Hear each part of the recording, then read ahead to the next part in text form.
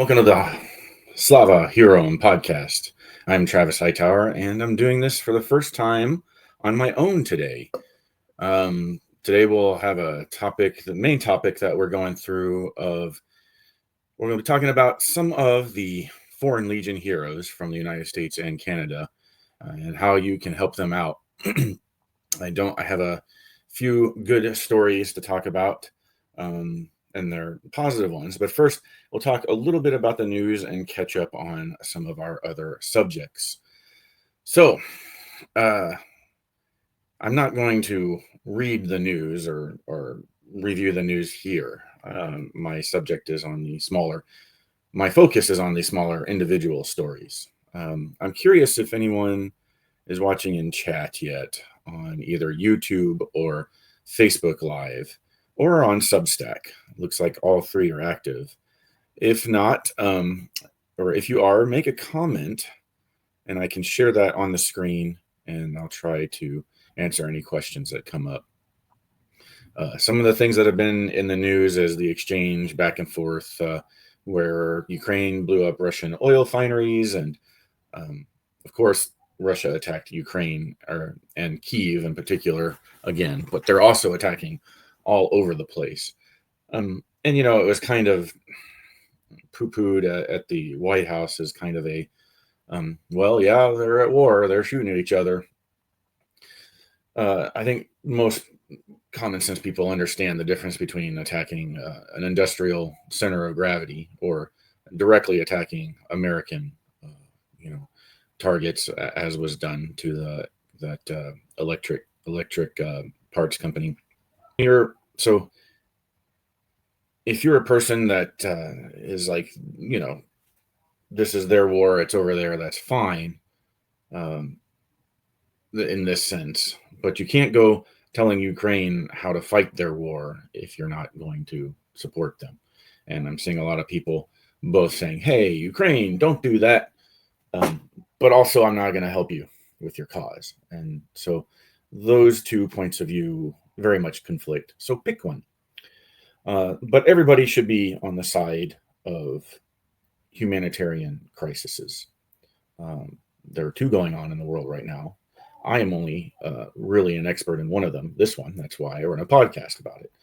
But they are attacked every day. The civilians are attacked every day. In fact, let's check in with Zarina, who we had on the first episode of the podcast, because she's had some updates on the Kherson situation, where there's the first drone siege going on. That is closed from time to time because of the danger, and the beeping you hear is the device, or rather several devices, just like this, showing that the drone is approaching. We see on the screen what the Russian pilot is seeing on their screen, because that's the video signal from the camera.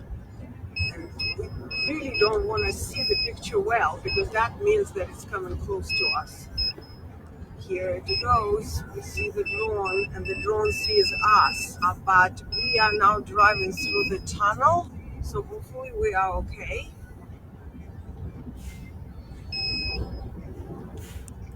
А як біля нас? Юрій, я хочу розуміти, де воно. Looks like we left it behind. Ми не фіксуємо свої контузії. Все вдихнули, трошки випили якихось підполів і далі пішли працювати. Будь ласка, це наша робота, це наше буденне життя, яке, в принципі, ніхто не бачить. Робота – це життя, насправді, зараз на Херсонщині. What you saw there is Zarina driving with a patrol of not sure who they are, but they're townspeople that are trying to make Kherson safer, and they've got drone detectors, which I didn't even know existed, to help people safe when they travel. And they've also set up those cope cage tunnels. Those are called cope cages when you set them up on armor or other drones or your artillery, is that you can kind of protect your drones or your equipment from incoming drones by having this shell of a cage around it so that the drone hits that and explodes early. And that's what that tunnel does. So Right now, those folks are being terrorized because if they didn't have all that, that drone could pursue them and attempt to blow up their car, as you might have seen in their documentary. So that's going on every day.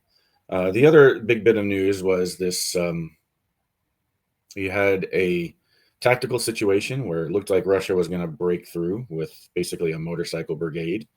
They broke through the lines, and the Ukrainians came and plugged it. Now, there's several channels that cover this that have talked about how the Ukrainians may have set a trap by allowing this gap. And in fact, they're kind of wink, wink, nudge, nudge. Sure, we set the trap, because what it does is it makes Russia extra cautious to try the same tactic again. But before I really cover that in depth, at some point I'll probably react to a Kings and Generals video. You just look them up on YouTube, Kings and Generals. They do a monthly breakdown of the tactical situation of the war. And it's one of the most, a lot of folks cover the tactics in depth, but this is one of the only ones that I found that has moving informational graphics and things of that nature. So they do a really good job. So go support them. They also cover a lot of other important history. And speaking of history, since we're going to be talking today about United States and allied volunteers from all over the world, not just NATO, I want to talk a little bit about the history of the United States doing that. This war situation with Ukraine is often compared to World War II, as it should be, and even comparing it correctly in that manner should alert people to the fact of how this affects them personally over here. This isn't in Afghanistan. This isn't in Vietnam. This is a situation. I can remember one big country invading a smaller one, Kuwait, and being in the 6th or 7th grade, and it was a unified celebration that we were protecting this poor defenseless country. And maybe we've grown cynical since then. But some of the things that when you fight propaganda, you can't just fight the information itself. It is about regaining trust in the ideology of what we're doing, because I think people look at Afghanistan especially, and being detached from September 11th, wonder how we were there for so long. And that's a different story that I think needs to be covered by some veterans that were there with me, and especially after the time that I was there. So, but back to World War II,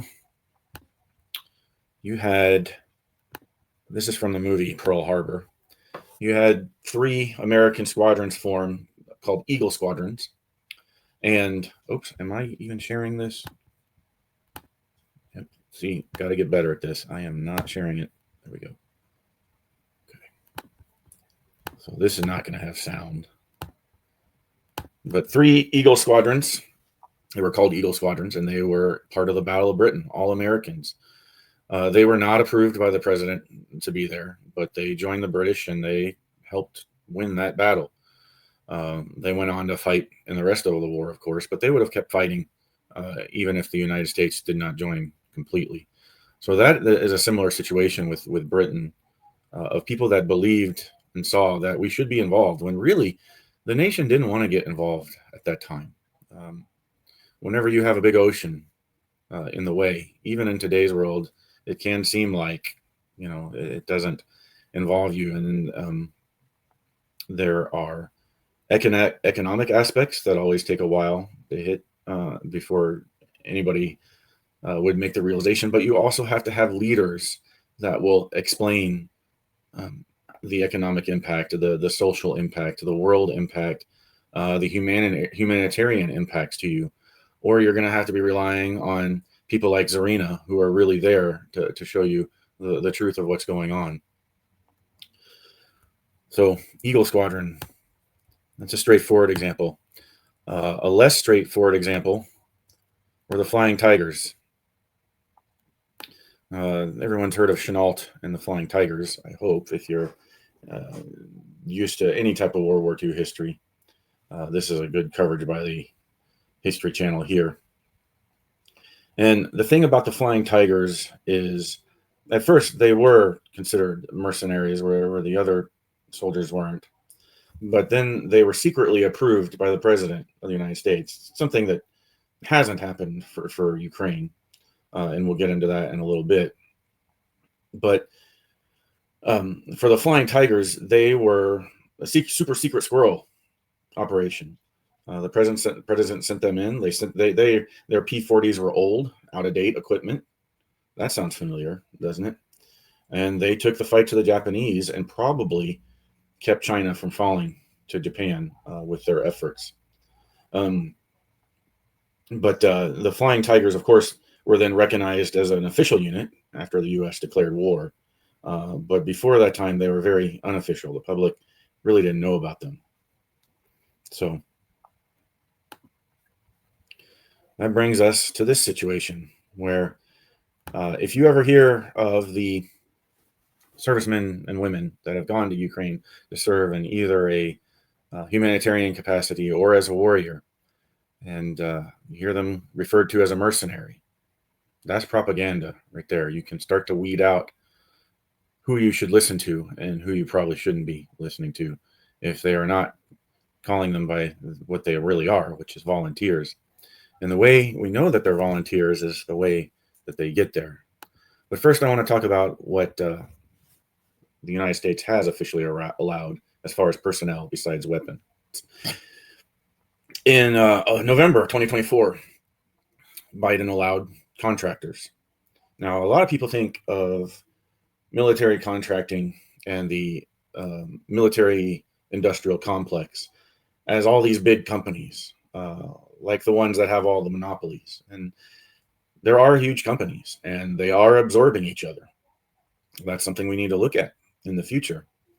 But most defense contracting companies are little small companies. They are the size of a small business.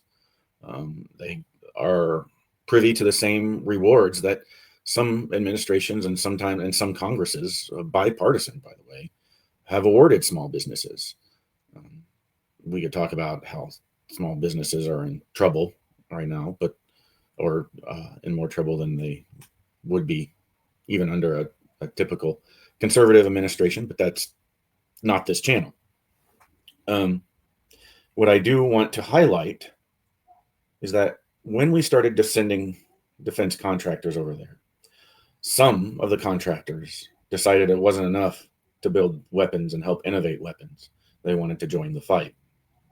And so a lot of the people that there's people of all different types of skills that have gone to help Ukraine. Here is one company in particular that is helping with the drone efforts we've been talking about on this channel, Defense Tech for Ukraine. I have some contacts with this company, but they can't talk about what they do. And Ben Cook has been involved with, who was in our second episode, has been involved with similar things. But drone technology and the evolution of warfare is happening very quickly in this war. So we need smart folks from all different nations helping. I had for a little while planned, and I think I closed it by accident, the official page for signing up with the Ukraine Foreign Legion. But they have several rules on there. You have to pay your own way. You have to be able to do a visa. Your visa is only good for 3 years. You've got to be between the ages of 18 and 60. And there is an application process. There is a physical fitness test. There is a background check. There is a mental health check.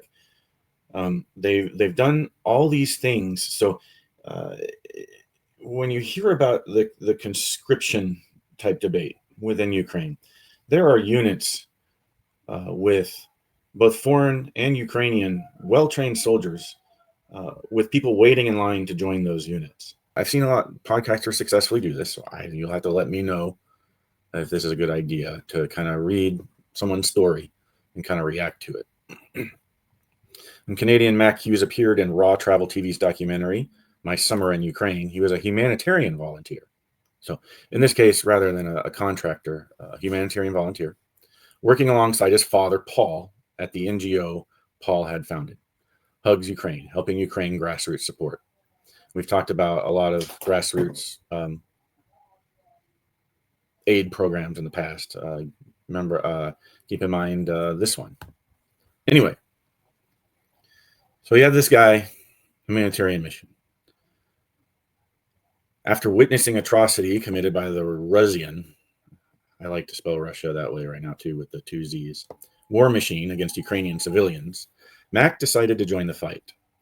Initially, I was a tad surprised that Mac, a soft-spoken Canadian, Canadians are always soft-spoken. I've met some Canadians; they're not all soft-spoken. Would join the military. Then I remembered how much danger he'd already faced as a volunteer, and his father's own courageous background. Mac's father, I think he already said that it was Paul, was a member of the Canadian military and was once a candidate for mayor of Calgary. He's a successful farmer, organizer, entrepreneur. Some of you like the word entrepreneur. And he narrowly escaped death after he was almost captured rescuing a young Ukrainian girl.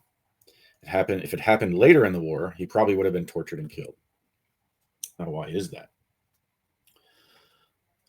At first, Russians didn't want to upset the international community by even killing especially a medical volunteer.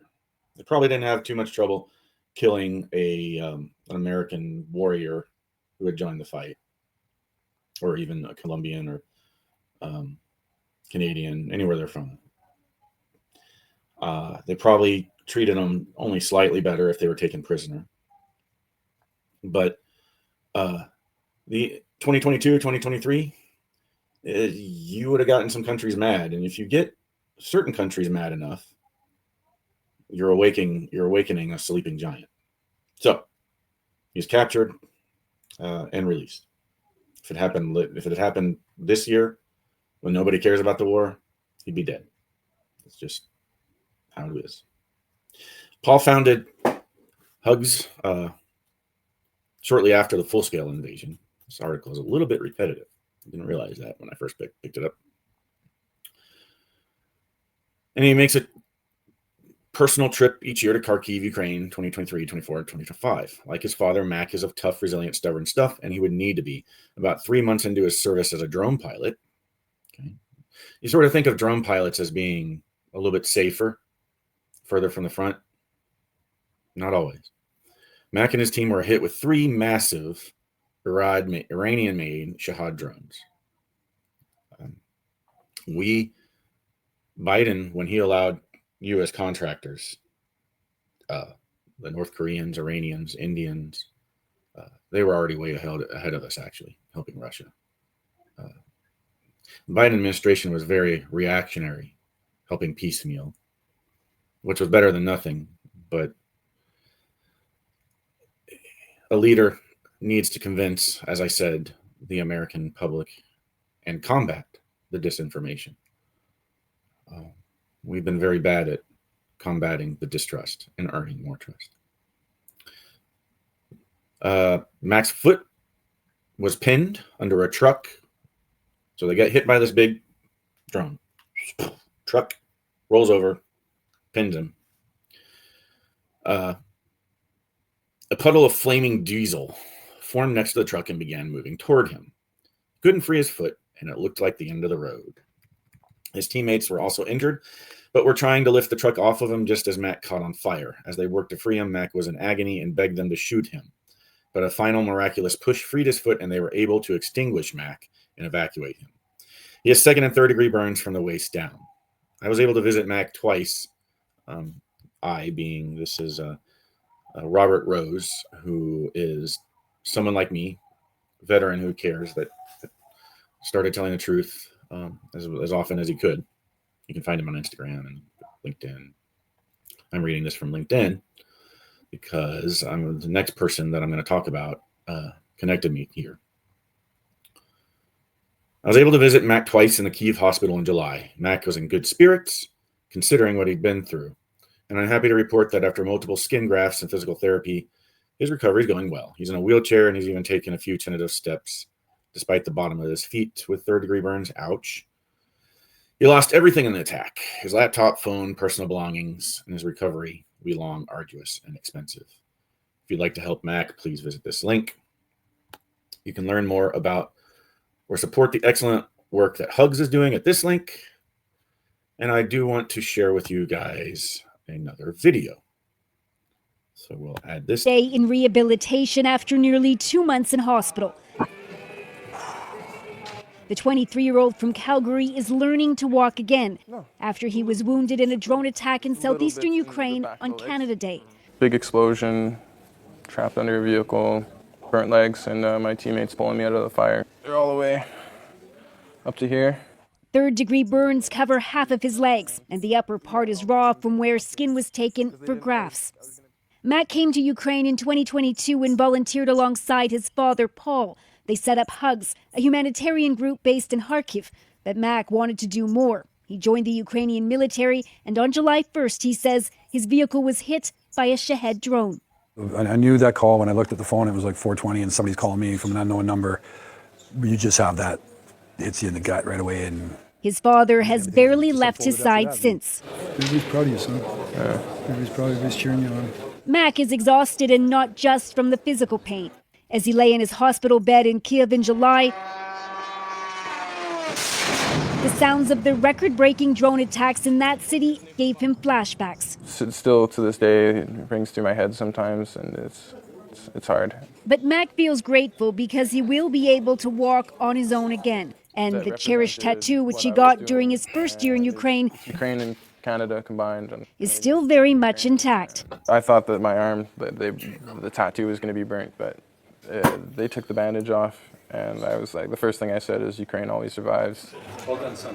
Mac hopes to eventually resume at least Ukraine some of always his military survives. duties. I like that. But for now, he's focused on being I don't know able if I'm to a very take good those video first reactor. small steps. Briar That's why I don't Stewart, do 'em. CBC News, Kiev.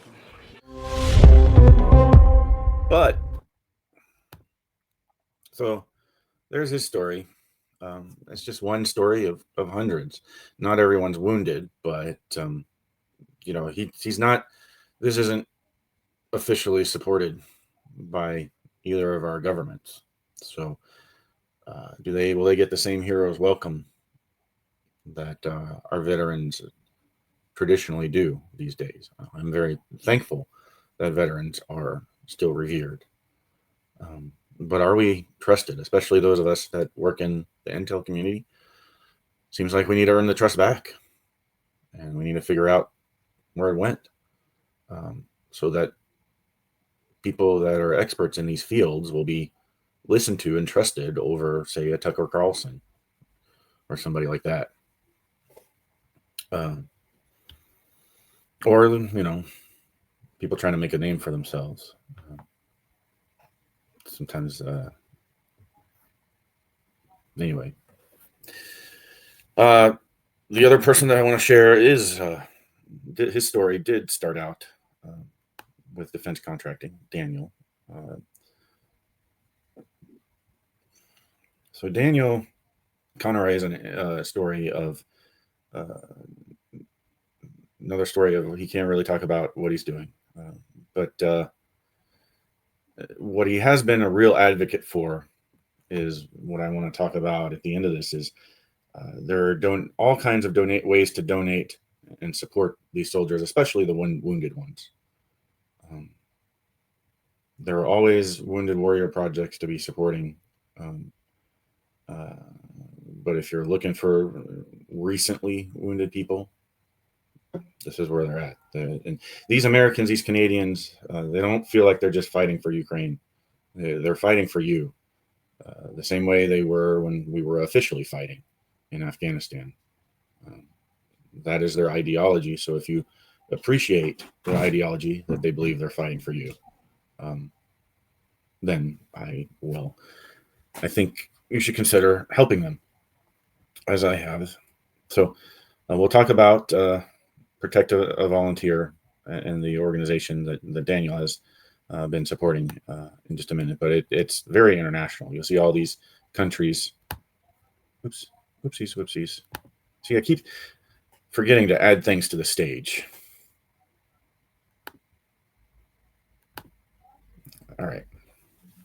So here's Daniel Connery. He has served in the U.S. Foreign Legion. all these countries have people fighting, and they all have been fundraisers together for Protect a Volunteer. We're going to talk about that in a minute. First, I kind of want to talk about what I can say about Daniel's story, and it's not much.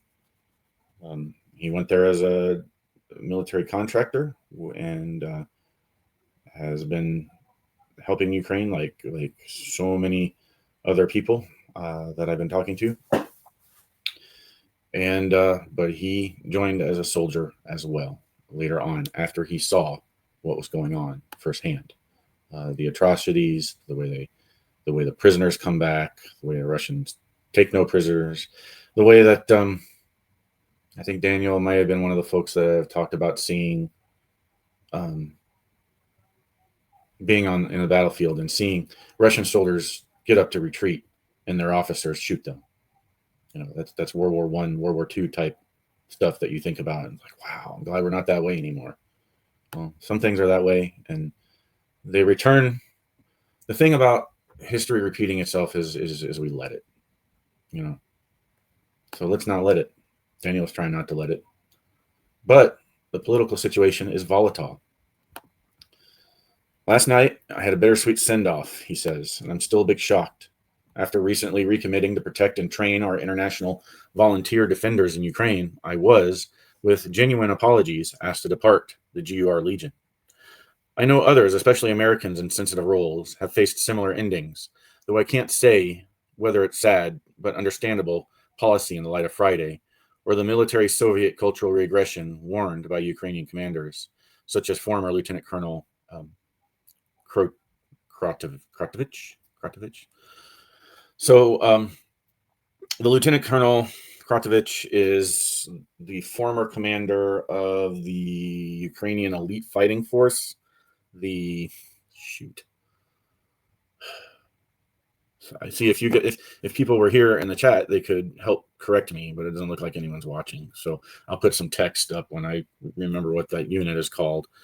But essentially, the Ukraine's most elite fighting force. He was commander of, and this Soviet cultural fight, the regression is not a cultural regression for the entire Ukrainian culture. It's a comfort zone for a lot of the older folks in the Ukrainian military. That's one reason why you're ending up with a defensive war. But the other reason is really just practical. It is a survival mode, and they are winning at the survival mode. I can't wait to break down the tactical situation. But when this war started, they were still trying to figure out their independence, and that's a lot about what that is a portion of what Tigger and I talked about last week, is how Ukraine has created something completely new. But some of the commanders, the more astute ones, are worried about regressing backwards. So they want to keep pushing forwards. Those following me, Daniel says, no, I have tactful private disagreements with my Ukrainian command regarding deviating from NATO values. Yet we always found a way to carry on, shoulder to shoulder. Perhaps that's why this decision surprised even them. We recently launched a new fundraiser. Momentum was building. The mission felt clear. And then these battle-hardened professionals who have buried too many friends let their sadness show as they broke the news. Now that I'm leaving, I can share the story of my call sign, Liz, or Mikita. Shoot, I have to have Stas help me out with that. Depending on the SIM card, drawn from Liz, it means the unconquerable fox. A beloved Ukrainian tale by Ivan Franko. At first, it was just my nod to the language and culture that adopted me. The first Ukrainian animated series made in the country since it was declared independence. So, I wonder if that has anything to do with the gray wolf, if it's part of the same cartoon. I wonder. Over time, the name felt earned. I've stepped around death more than once, for days after I left Zaporizhia. I know how to say that. Our base was obliterated. A week before I was to train new recruits, our training grounds were struck. Those losses, now public, changed me. My family says I should come home to Texas and forget someone else's war. I've already talked about how this isn't someone else's war. They don't view it that way. Same way we viewed Afghanistan, same way we viewed Iraq. This is us in protecting your freedom. And even if you don't agree with that, that's what we're doing there. That's what he's doing there. So what come? Let's see here. I know thousands would trade places with me in a heartbeat, but truth is complicated. I can live with fear. Most of us learn to. What gnaws at me is helplessness, the knowledge that something is wrong, and the sense that leaving, I can no longer help fix it. Yes, you can, Daniel. There's always something, no matter how small, that we can do. So what comes next? I don't know. Maybe I try to live simply, dare to start a family, yet even saying it out loud carries the weight of survival's guilt, a phrase too small for what I feel, duty, respect, a tug of abandonment toward brothers and sisters who remain on the line as Russia presses its summer offensive. It's not going well for Russia. Thank you for your service. I don't think I need these anymore. Is a phrase that has worn thin with repetition at best, and is an empty platitude at worst. To the Ukrainian soldiers who taught me how to fight and survive, the volunteers and donors who kept us fed and protected, whatever life I build next, however ordinary or blessed, it's built on your courage and resilience. To the world watching from afar, do not look away. This fight is not only for a border or a flag. It is for the simple promise that free people can choose their future. If I enjoy the freedom tomorrow, it is because brave men and women are defending it today, not just for Ukraine, but for Europe, the U.S., and the rest of the free world. Slava Ukraini, glory to Ukraine, glory to your heroes. Thank you for that, Daniel. Turns out Daniel has a chance to join another unit before he leaves. So he's hoping for that, and I hope him well, and I pray for his safety. By the way, I pray for everyone's safety, but Daniel almost helped me get a job one time, and I hope that anyway, so he's a good acquaintance, and I hope I am able to talk to him when all this is over eventually, or if he comes home. The world is watching from afar. We're not really even that afar. And, some folks talk about, it's a 17-hour flight, what used to be a 2-week boat trip. So to get into Ukraine, you got to take a train ride. But Daniel is an American. He's thankfully been safe this whole time. There are many like him, but they need your support. Here's how. Protect Volunteer Program, making an impact. These guys aren't mercenaries. I will reiterate that over and over again. Which, by the way, I'm going to go on a tangent here for a second. There's concern about Mexican cartel people infiltrating the Ukrainians to learn how to do their drones and attack us. I talked with someone who only watches right-wing news recently, not a member of my family, just an acquaintance.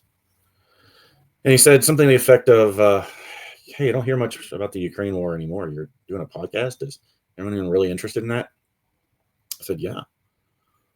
I wanted to say there was a big meeting in Alaska about it. Did they not catch that? But the only news on Ukraine he had recently was about Mexican cartels being in Ukraine. Well, guys, they may try. There may be some truth to that. Probably less truth, probably more propaganda than truth. But they're not going to have access to the juicy stuff.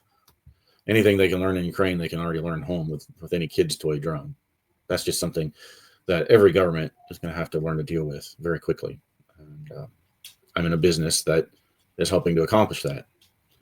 But Ukraine just doesn't, as much as they need people to fight, they don't just let anyone in. They're not Russia. They're not throwing North Koreans at the front line without any training. And once you get there, you train for a long time before you go fight, even if you're accepted. And as you just saw with Daniel, sometimes the political situation is so hot that they got to let you go. They got to kick you out. And why do they got to kick you out? Well, because right now Ukraine is facing the possibility that they've been infiltrated by Russians. So they've got to increase their security. Zelensky had to, kind of shut down an anti-corruption branch, and the people protested about that. We can debate some other time about if that was the right move. But what I like is that the Ukrainian people spoke up right away. Said, hey, we don't care if we've been infiltrated. You're not getting rid of that anti-corruption stuff. We fought hard for that. Anyway, I digress. So they need flights. They're not mercenaries. They need supplies. They need tech. They need laptops. Starlink. Oh boy, we can talk about Starlink and satellites. We need gear. Guess what kind of gear they need now? Anti-drone detectors. They also need vehicles. Sometimes you'll see, this is still up, right? Okay. Sometimes you'll see projects like this one. This guy, Stephen Bear, goes around and he has each state compete with each other. Look, it's Texas against California right now to see who can donate the most for trucks and Jeeps. Not armor vehicles, but just, you got to remember these battalions are like the Flying Tigers. The Ukrainians don't have enough equipment for all the people that are going to come in. They have to form units of foreign fighters, just like Eagle Squadron, just like the Flying Tigers. And those wars, there happened to be some combat stuff around, but these units need support vehicles, and they just don't always have them. So that's why there's donations taken up for that kind of thing. But that's next level. This is what they really need. These folks that are unsupported, they're still fighting for you. Show them you believe in them. Go to protectavolunteer.com. I'm going to put it here on the actual screen. I'll always be plugging some kind of charity every time, I think. Protectavolunteer.com. Every dollar counts. You know how you get those stupid emails to support your political party of your choice in text, and they say, just give us $5. And, I don't know, maybe that helps. I've done it before too. But I think this, you can see where your money is going to go, and you'll be able to interact with those folks and those people. For more of that, just browse this website. These heroes need your help, especially the wounded ones. And I think that brings us past our time. Well, we started at 7:15 this time, so we did pretty good. We've got dogs and cats trying to get in here with me, but I appreciate it. If you're downloading this or watching this, I'm gonna remove this. There we go. Doesn't look like anybody joined me live. That's okay. I'll learn to advertise better. But for those of you that watch this later or download it, thank you. Please spread the word on this. In the future, we will have folks like Daniel. I'm hoping to get a chance to talk to some people in Kherson itself through Zarina. We'll see. I don't know how quickly that can happen. All of these things where I want to schedule people for a podcast with the individual stories, it can take a minute, and the schedule is unpredictable. And we might have some folks that we've already had back on, but look for more guests in the future. I think if we don't have a guest next week, we'll go over the tactical situation and with Kings and Generals. And then maybe sometime we can talk to those guys live. Subscribe to my Substack. I'm on Blue Sky, Facebook, Substack, Instagram. You can find it all through travishightower.net. Thanks for being with me, and Slava Ukraini and Heroyam Slava. I always want to see. So that's it's like a Lord of the Rings movie. We're just going to keep going before I end it. I always want to say, something about God bless the USA. We need to get there, but that's not what this channel is about. But I don't want to give the impression that I don't love my own nation. Anyway, I think I'm inspired by what I see.